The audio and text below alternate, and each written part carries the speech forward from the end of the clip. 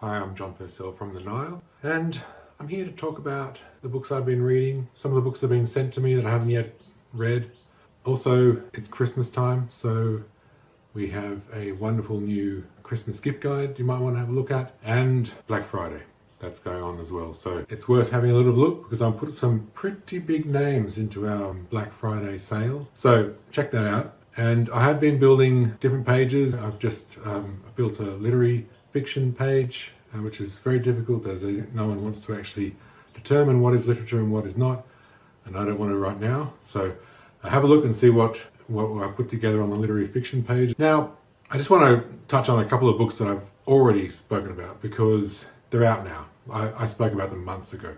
Jack Heath's Kill Your Boss, which is so much fun. And I'm going to have to go back and read his other books in the series, Loosely series. You can read this without having to read the other ones, but I do want to read the other ones because this was so much fun to read. Also, I have made Kate Mildenhall's The Hiding Place our fiction book of the month because I bloody loved it.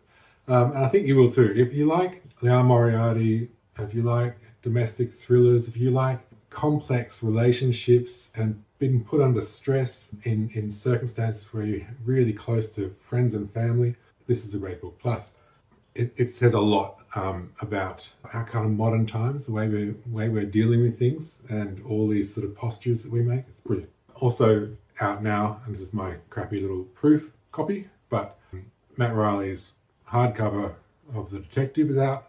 In true Matt Riley style, this is one of the fastest books I've ever read.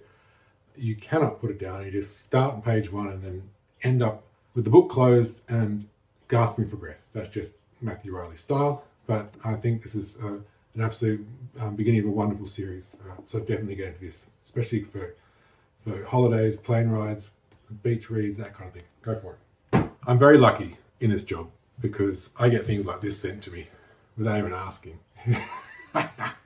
So Julian Barnes is one of my favourite writers, and Penguin sent a copy to me to read up front. I've just started it. I picked it up, tasted it, just gone, oh yes, it's so good so far. So, I mean, immediately. This one, which I haven't read yet, but is just one of those books that has just continued to sell and sell and sell by word of mouth.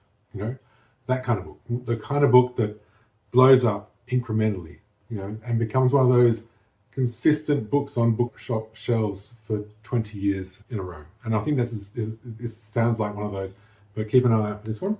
I've been reading this really weird book, Wax Child.